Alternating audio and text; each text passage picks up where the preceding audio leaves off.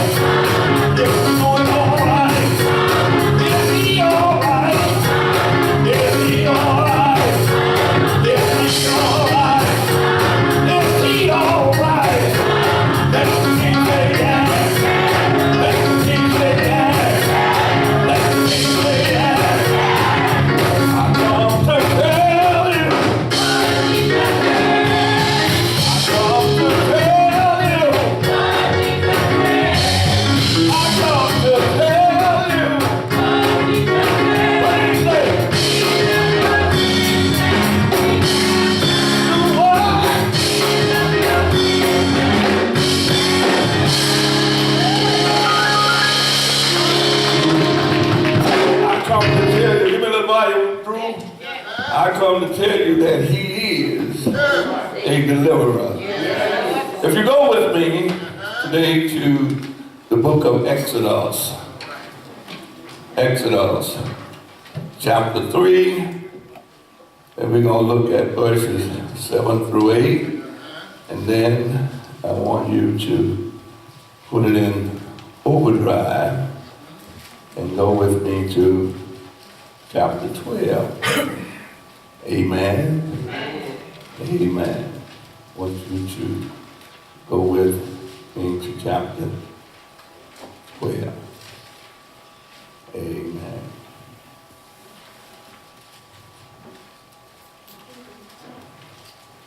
Make sure now, I don't want to get you lost.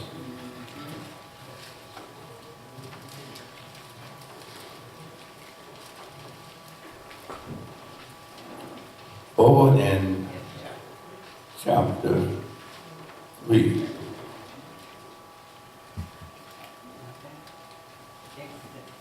Chapter 3, verse 7. And the Lord said, this is King James Version, and the Lord said, I have surely seen the affliction of my people, which are in Egypt, and have heard their cry by reason of their taskmaster. But I know their sorrows, and I am come down to deliver them. Say, deliver them. Deliver them out of the hand of the Egyptians, and to bring them up out of the land into a good land and a large, good land and a large unto land flowing with milk and honey, and to the place of the Canaanites, the Hittites, the Amorites, the Perizzites, and the Hivites, and the Jebusites. And then over in chapter 12. And the Lord spake unto Moses and Aaron in the land of Egypt, saying, this shall be unto you the beginning of the months. It shall be the first month of the year to you. Speak unto all of the congregation of Israel, saying, in the 10th day of this month they shall take unto them each man a lamb according to the house of their father, a lamb unto the house. And the verse that I want to focus on is when God told the children to pack up and get ready to go, for they would be, and then this was at verse 21 of chapter 12. Then Moses called for all the elders of Israel and said unto them, draw out and take you a lamb according to your family, and kill the Passover. And ye shall take a bunch of hyssop and dip it in the blood that is in the basin, and strike the lintel and the two side posts with the blood that is in the basin. And none of you shall go out at the door until the morning. For the Lord will pass through to smite the Egyptians, and when he see the blood upon the lintel and on the two side posts, the Lord will pass over the door and will not suffer the destroyer, say the devil, to come in unto your house to smite you. And you shall observe this thing for an ordinance to thee and to thy sons forever. And it shall come to pass when you come to the land which the Lord will give you, according to as he has promised, say promised land, that you shall keep this service. And it came to pass that at midnight the Lord smote the firstborn in the land of Egypt, from the firstborn of Pharaoh that was on his throne, and the firstborn of the captive that was in the dungeon, and all of the firstborn cattle. And Pharaoh rose up in the night, he and his servant and all of the Egyptians, and there was a great cry, for there was not a house where there was not one death. We want to, as the song say, I come to tell you. You may be seated. I just come today to tell you that he will deliver. Help me say it. He will. He will. Y'all come on, help me. Didn't Warren Simpson mix where he played yesterday? Huh? Yeah. It was raining too, wasn't it? Yeah. I know. It was raining. But you had to get there early. Get a seat. And didn't have to ask you to say amen. But now let me hear you say amen. Say he will deliver. How many of y'all know that God will deliver? putting this sermon together. So thankful to God to have Pastor and Sister Martin with us on today. It's just a blessing. In order to have friends, you have to show yourself friendly. And Pastor and Sister Martin have been friends of mine since the first day that we met. And we are so glad to have them with us. But if you sit back and you look at the situations of the world today, we are living in some turbulent times. We are living in some turbulent times, but just like the song says, I just come to give you some good news.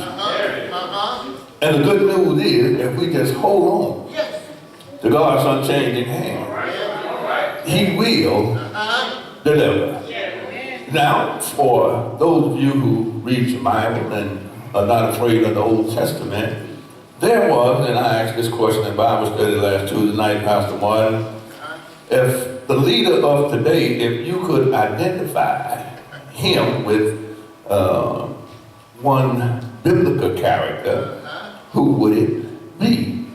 And it was some names came up, but the one that resonated with me was Nebuchadnezzar. Amen.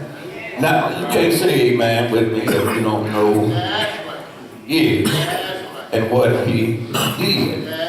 Nebuchadnezzar was a mean, harsh king. He was worse than King Herod. You don't know, King Herod had John the Baptist's head cut off.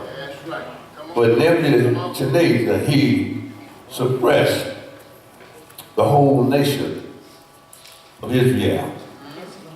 And God told him, he said, I'm going to allow you to capture my people. I'm going to let you do it. I'm going to let you suppress them. I'm going to let you hurt them. But let me tell you something, Nebuchadnezzar. You will pay. I'm going to let you do it. But I want you to know one thing. I'm going to get you for what you have done to my children.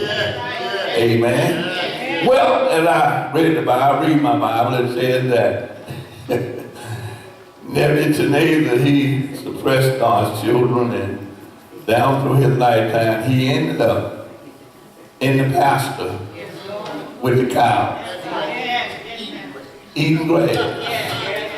The same man that suppressed God's children. And they say his fingernails grew like claws on a bird. But see, if you don't read your Bible, see, you don't know that. And say he had feathers like birds. Nebuchadnezzar. So the only thing, but his children, the children of Israel, were being suppressed. But they didn't give up hope. Right now, we are in a stalemate. Over 800,000 people that don't have jobs. And what really bothered me and it hurt me, and I will be honest with you, I asked the Lord, why are you alive? In the best of us is some bad. And in the worst of us, there's some good. And then there's some good folk in that 800,000 that's being hurt. Well, y'all gonna help me with this thing. Tears, bring me that battery down. Tears came in my eyes when I looked at this one, and this one man say, I'm not so concerned about me.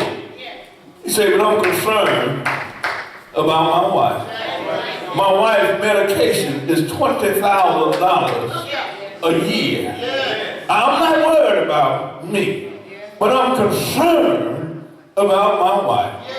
Then this one lady says, it hurt me because I was supposed to close on my house. And I had to have my latest two pay stubs to show how much of it. But my last pay stub had nothing but zero. Are y'all with me? And this one lady, she said, I have 4 children that I'm responsible for. and why I don't know how my children are going to eat. But then I heard one of the leaders say that there's nobody in the building, and I'm going home. But see, he don't have to worry, because he's filthy rich. But it's about the poor folk. Y'all don't want to help me. But the only thing, I come to tell them people, just hold on. Y'all want to help me. That God will deliver. And he is going to deliver. But what we as children have to do, we need to hold on. I just need to ask you a question. And if you can answer, I want you to answer. Did anybody ever think that you would ever see gas prices where they are now? You all right? No. All right? Let me try that again. When we were living in Los Angeles, the gas prices got up to $4 and right at $5 a gallon. But did you ever think that you would see gas prices? But tell the matter, if I'm not mistaken, I have stood here in this pulpit in the 10 years that I've been pastoring and told you that just hang on. I'm sure that I have said that these prices, you're going to see these prices. As a matter of fact, God, they're falling so fast it scared me. But then the only thing I have to do is think about God is in charge. Then they want you to work, but they don't want to pay. And then you got some diehards out there. And one lady said, it hurt me, but I don't care, because I'm going to still support him. But now, if we were to support Christ, if we were to support Christ and support the church like we support humans, but the only thing I'm going to tell you is get ready for a bad ride. Because there's going to be some dark days in the United States. Are y'all with me? Yeah, it's going to be some dark days. And my advice to you is be careful. Where you go, what time you go, and be careful as to how you travel. But God, I need y'all to help me now. But God got his eye on this thing. The song says, God had his eye on the sparrow, the little bit of bird. And if he see and take care of that little bit of bird, I'm not worried about Joe Harris, because you know what? I know he's going to take care. Why should I fear? When the man that I love and put all my trust in got the whole world in his hands. Are y'all going to help me preach this thing? He will deliver. I was reading and it said a family, are y'all with me? A family went into Egypt. A family went into Egypt, but a nation come out of Israel. Of Egypt. You gonna help me? But God was in charge of this thing. And I like what I used to hear the old folks say, he who laughs last, laughs best. And if you're a child of God, we will get the last laugh. Are y'all gonna help me? Look at what happened. And you know it was so ironic. I had some folk ask me in Bible study some questions, and I wasn't ready to answer them, y'all. And I had to go and do some serious research. First of all, it says that the promised land, that's where the nation of Israel was on their way when they were delivered out of Egypt. They were on their way to the promised land. Now, all of these years I've been preaching and hooping and hollering about the promised land.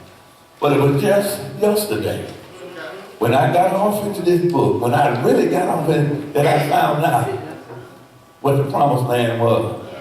The promised land was the land that God promised Abraham. That's all it was. God told Abraham, out of your loins, boy, don't come so many folk till you won't even be able to count them like the hairs on your head.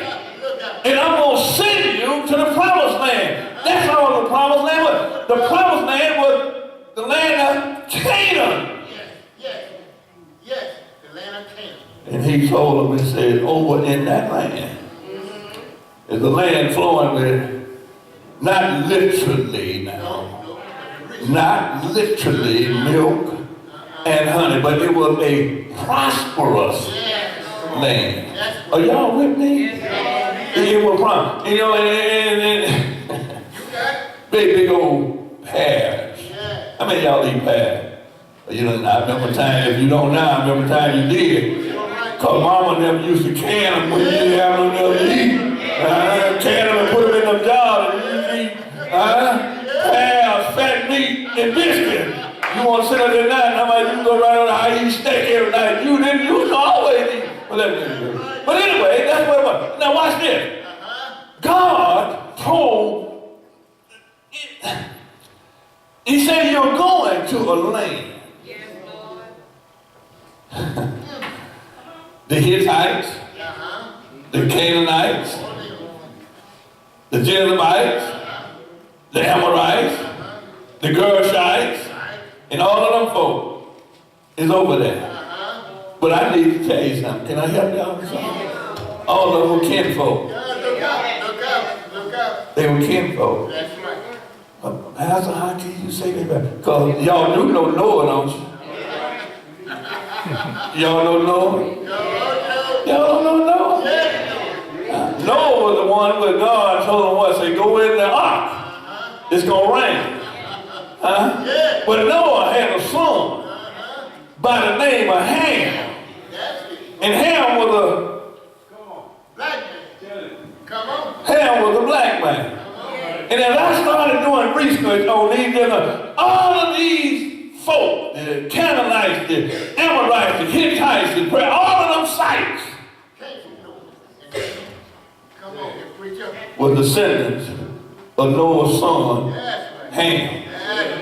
I couldn't stop there, because he got good to me. I said, now, what happened? Well, now see, if you don't know the story of Noah, you can't follow with me now. After the rain and the ark was over, Noah planted a vineyard. Nothing but grapes. Y'all do know what mustardine is now? Yeah, y'all sitting there like you don't know what mustardine is. I bet you ask me sitting right here. They know what mustardine is. Well, they made some mustardine wine. And instead of taking just a little bit, he messed around, he drunk to where he got drunk. Are y'all with me? This is what I come to tell you, that he will deliver. And in the process of him getting drunk, it's like so many, you just lose all kinds of senses. And how he ended up naked, I don't know. But the Bible says, them 3 boys walked past Noah's tent, and Noah was laying up in the tent butt naked. 2 of his sons walked by him and left him. But Ham walked in the tent and looked up on his daddy's nakedness. I ain't gonna tell you what else they said. You need to read it for yourself to find out some. They don't know they don't say whether he did or whether he didn't. But whatever Ham did, Noah cursed him. And from that day until this one, we are still living under the curse of Noah to his son Ham. All of these hikes and sites and fights and everything over the promised land, they kid folk. And the white folk in the world, the white folk that give you all of your hell, is your kinfolk. Oh, you can talk back to me. Talk back to me if you want.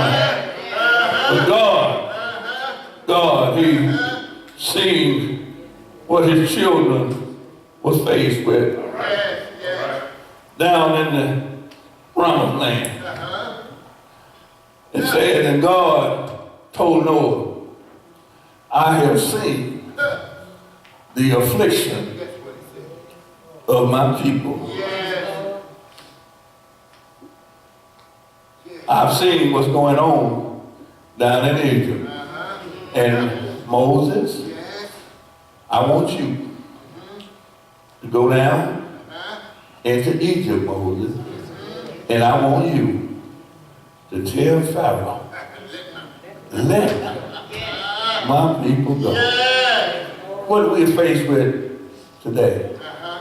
All we have to do is like the children of Israel, just hold on to God's unchanging hand. Well, Pastor, if we hold on, what is He going to do? And this is what God said, and I will come down, and I will deliver them out of the hand of their oppressors. And I will bring them into a good land, flowing with milk and honey. In other words, it's a prosperous land. But they got to do something. They got to fight. They got to fight their folks. And they got to drive them out. In Bible study, we talking about they crossed over the Jordan River. I'm trying to get into it, but I got to go back to tonight. My question is, I've heard them pastor say a 3-day, 4-day, 7, 11 day, 11-day journey to the promised land. But then I had to say, well, if that's how long it was, Lord, why did it take them 40 years? Well, forsake not the assembly, they said. The 40 years.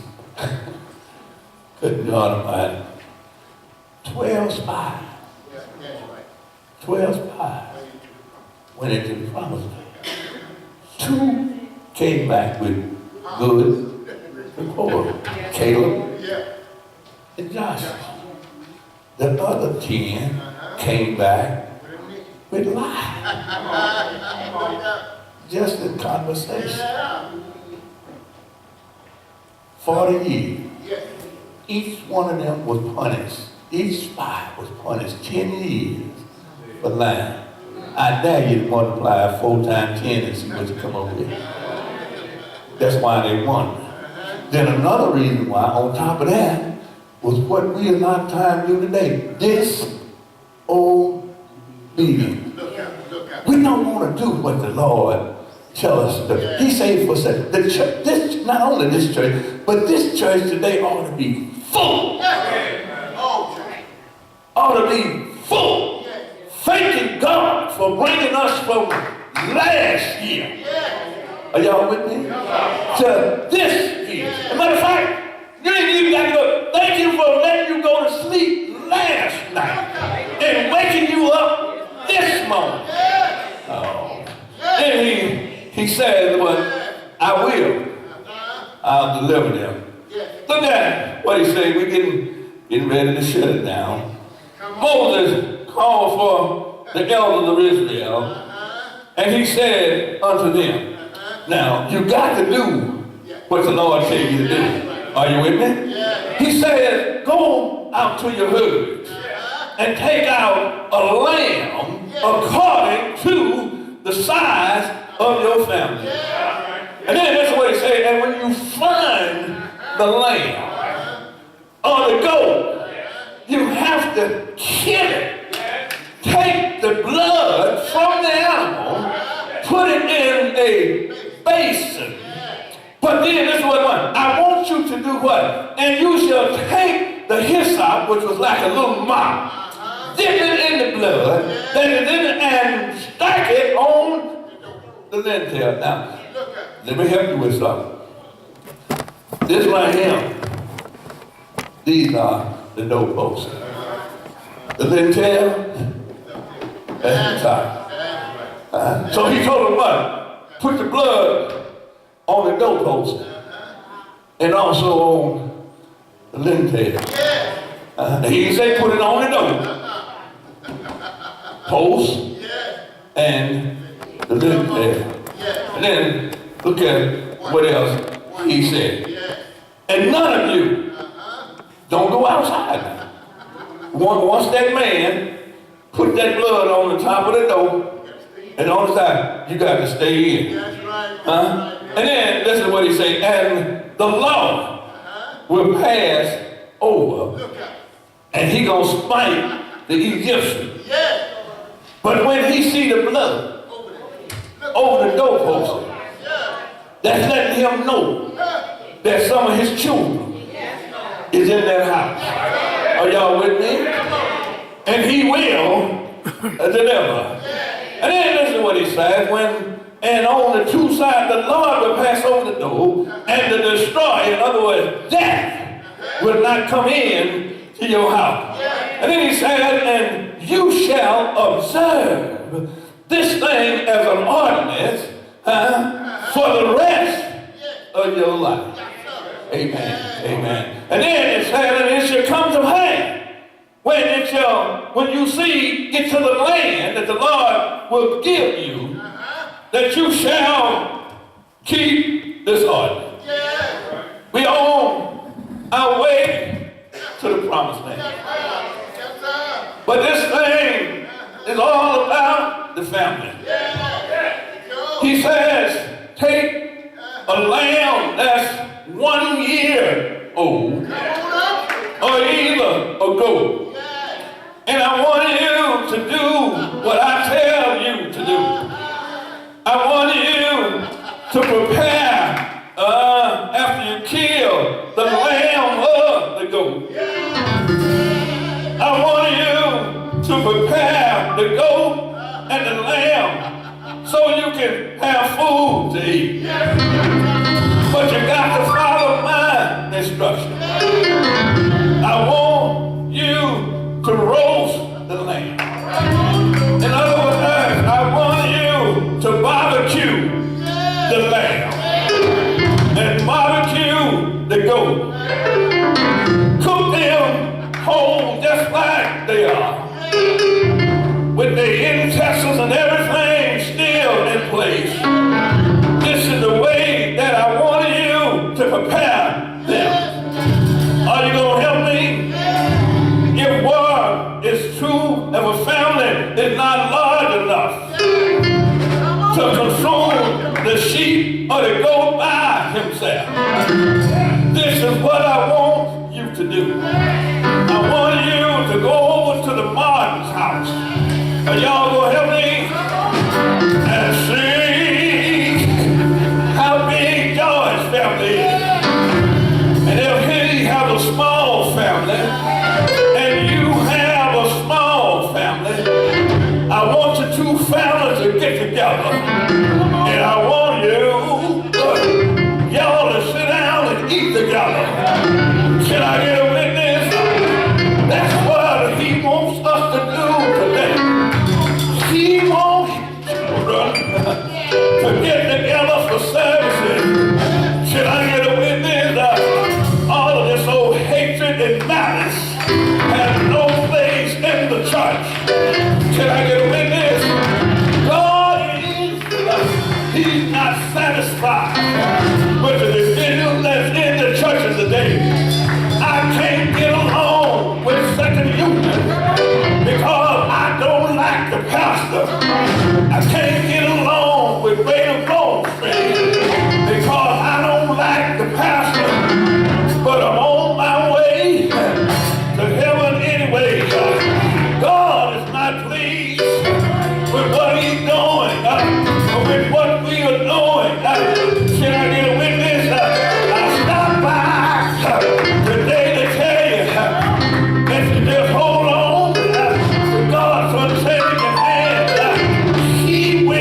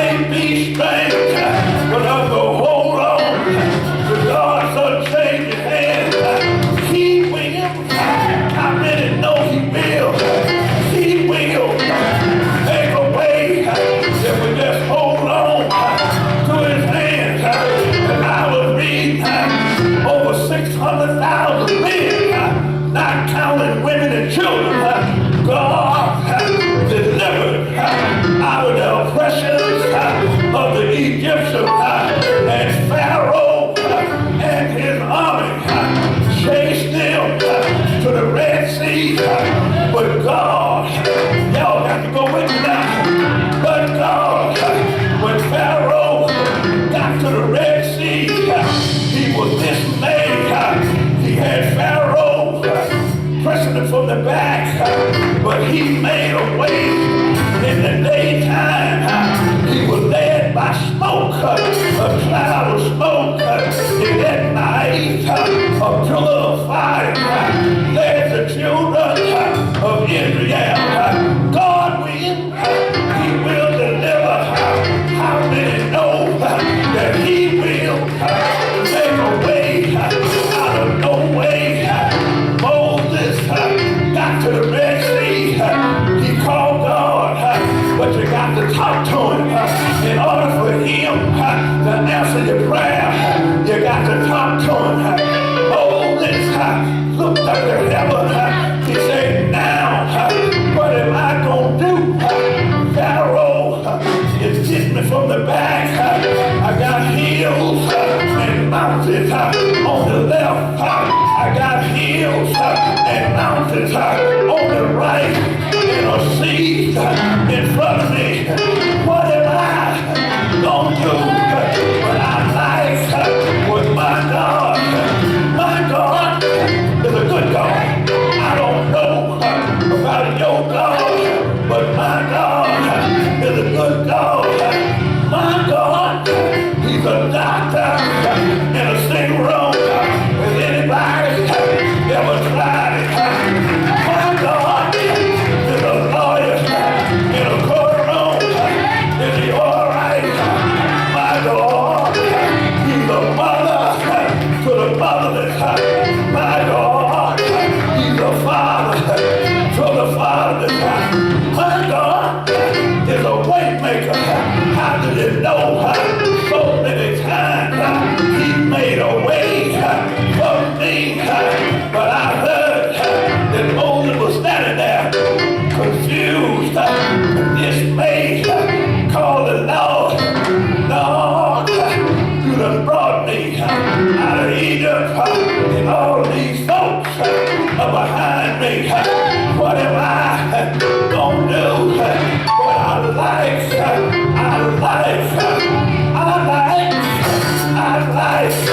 what God said. Say, Moses, I've been with you down through the years. I can't turn my back on it. The Lord has been with me 72 and a half years. I don't believe that He brought me this far to leave me now. Moses, what is it you got in your hand? Say, I have a rod. Say, stretch out your rod and see the salvation of the Lord. I just come to tell you, if you hold on to God's unchanging hand, how many know He will deliver? Will He deliver? If you know that He will deliver, let me hear you say yeah. Is He all right? If you just trust in the man who died, I don't care where it falls. I'm there to die. I'm on the cross all Friday from 9 o'clock until 3 o'clock. I'm there with nails in His hand, nails in His feet, pierced in His side. He hung there, dropped His head in the locks of His shoulder, and told His Father, it's all over. It's all over. I've done what You told me to do. I visited the sick. I raised the dead. I fed the hungry. I've done what You told me to do. I'm on my way. I'm on my way back home. Is He all right? He died when in the ground. Stay there Friday night.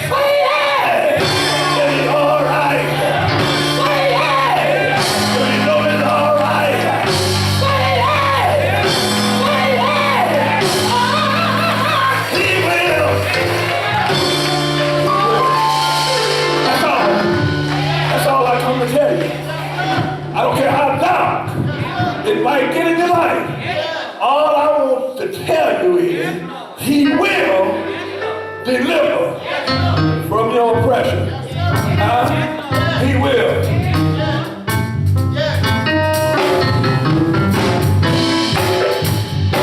And we, let us all stand.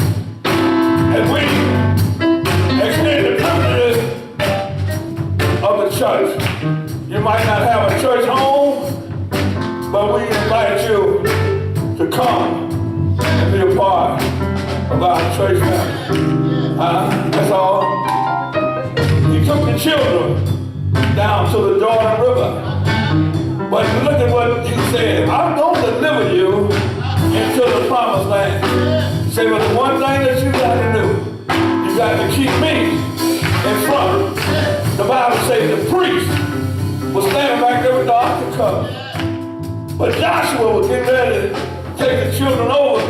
But before Joshua took them over, Joshua said, tell them preachers to come here. They had the Ark of the Covenant. Say, when the priest got there, say, get in there, put the water off in the Jordan River. And another miracle was performed and say, the Jordan River had swollen up. Water was just flowing. But when the priest stepped off in the water, y'all been with me? This thing getting good now.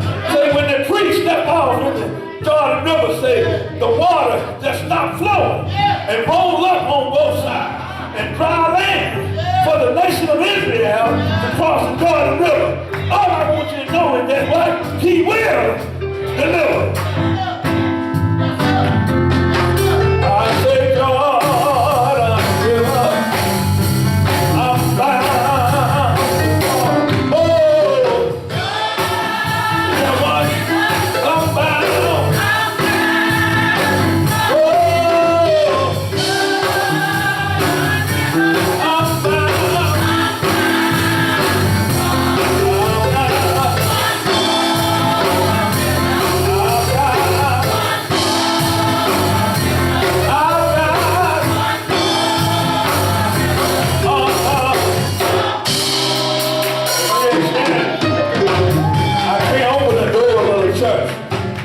But I can extend the privileges of the church. If you don't have a church home, we invite you to come and be a part of our church family. We're not big, but we are a loving family. Is that all right? Jordan River, I'm bound. Whoa! I'm bound.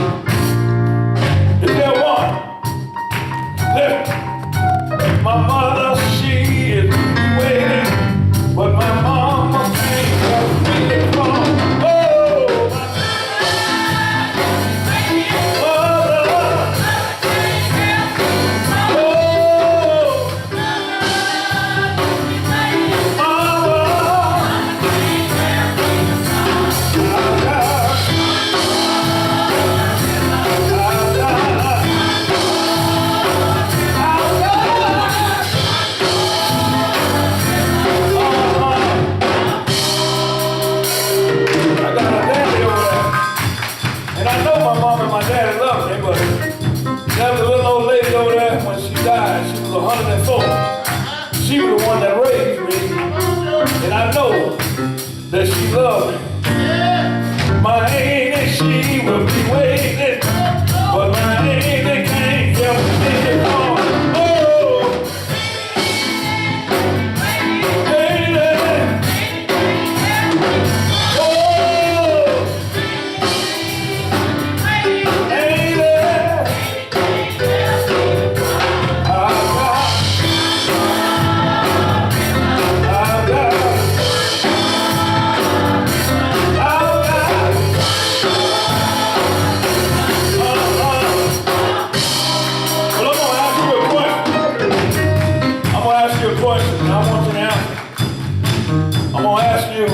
tell you who's gonna help me in the cross, man. When I ask you, just tell me, yeah. Can I tell you who's gonna help me in the cross? Come on, y'all. Can I tell you who's gonna help me? Can I tell you? Jesus, he will be waiting. Jesus gonna help me in the cross. Oh!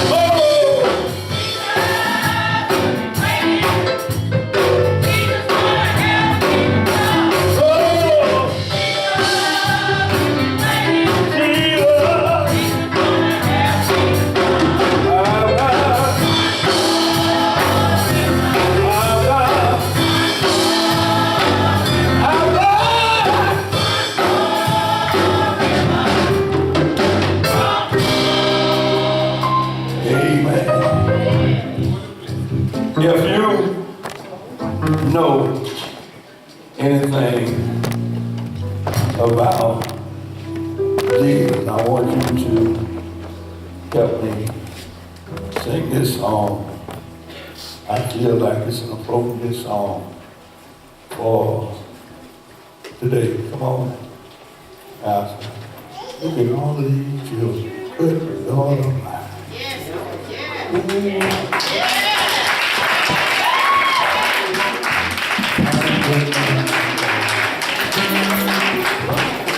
Oh, have mercy. Now, before we get into this song, the only thing I'm asking you, guardians, parents, and grandparents, all I want you to do is I want you to make a concerted effort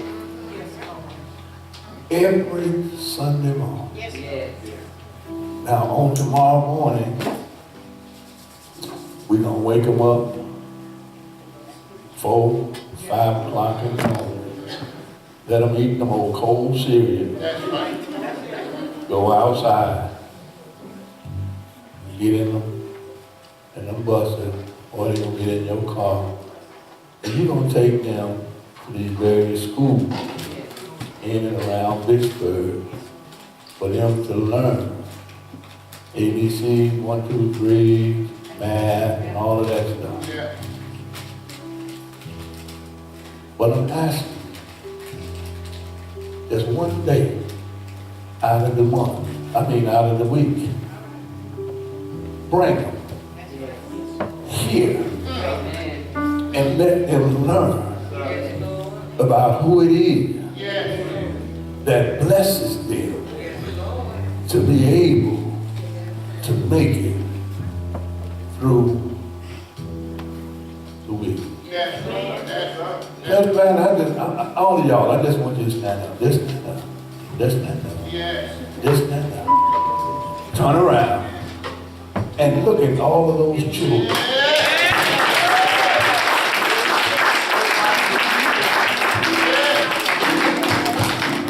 Ain't that a blessing? I don't care how young they are.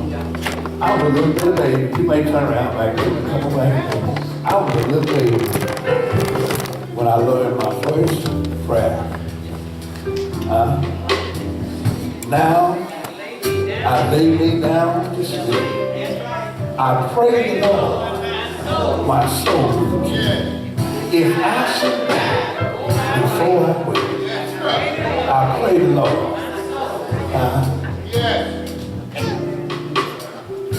Jesus wept. They can learn everything else now. So I'm just asking. I'm just asking. Make a concerted effort. And you know what? If I have to go in my pocket, I go in my pocket and make sure that after Sunday school is some type of refreshment down there for these children. My heart is overjoyed now. My heart is overjoyed. This is what I've been wanting to see. You don't know, but it hurt me to my heart last year when we didn't have no children in Sunday school. We teach them everything else. I'll be going around I'm in various houses, I see little tots Yes. with them computer games. Yes. And they don't just be, they know what they be doing with them things. Bring them to church. Let them learn. That's right. I'm not gonna be here all while. Who was to know that a preacher won't be coming out that group? That's right. That's right.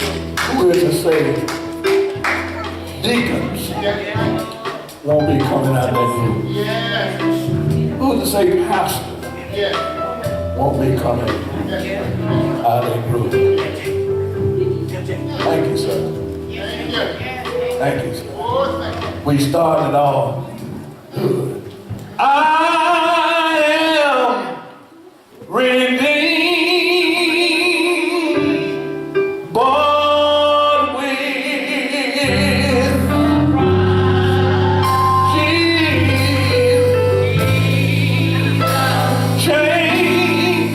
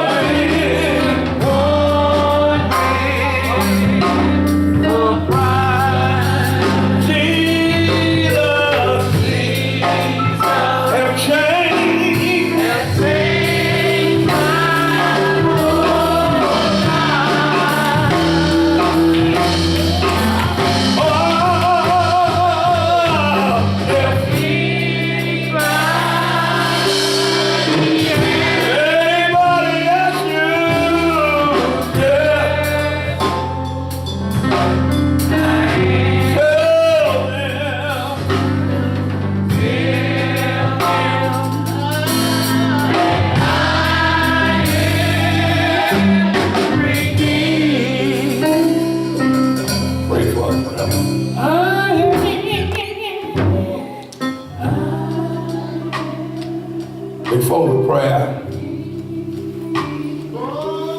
if ask God to create in you a clean heart and a right spirit. Any malice, any hatred, jealousy, just ask Him to move that stuff. Let's start the new year. Let's start the new year all right. Hatred, malice, jealousy, all of that stuff, there's no place among God's children. And we need to get it right with Him. Amen? Amen. So where you are right now, and I want everybody to participate in the Lord's Supper. I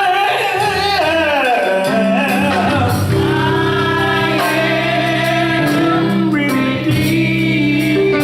What with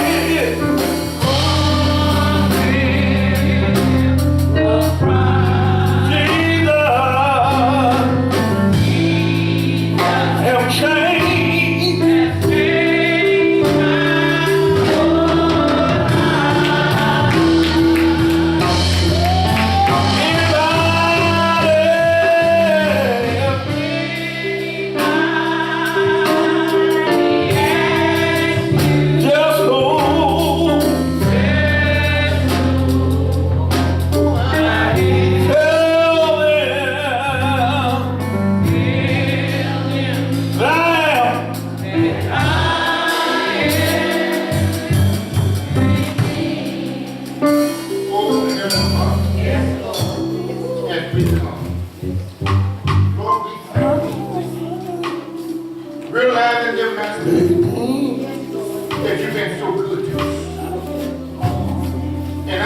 that you brought us all the way.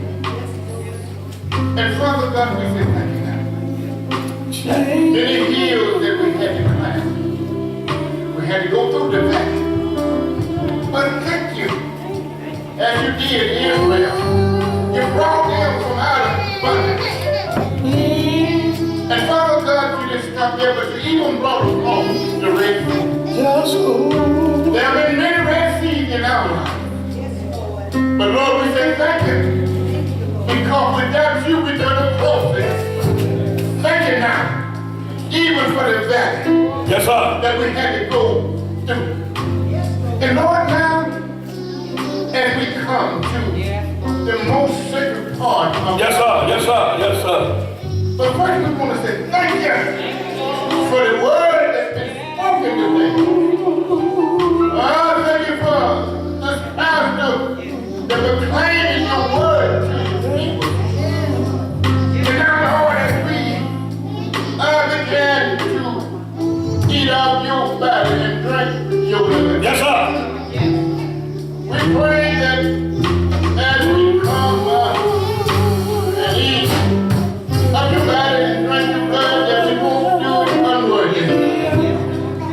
But you told us if you don't eat it, and if you don't drink it, you don't have a part of it.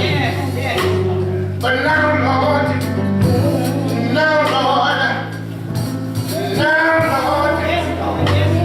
as we come forward now, all power is in your hand. We know that you have blessed the church, and we ask you to bless the members and bless the choir, bless all the leaders. We thank you now. We thank you now. We need a merciful God. Look beyond our faults and still bless our people. We thank you for the Harriet Church.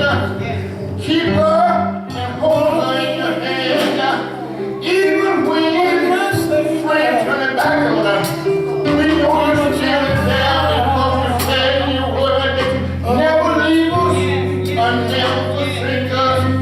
Thank you now, Lord. All these blessings we do ask in Jesus' name. Let the church say amen.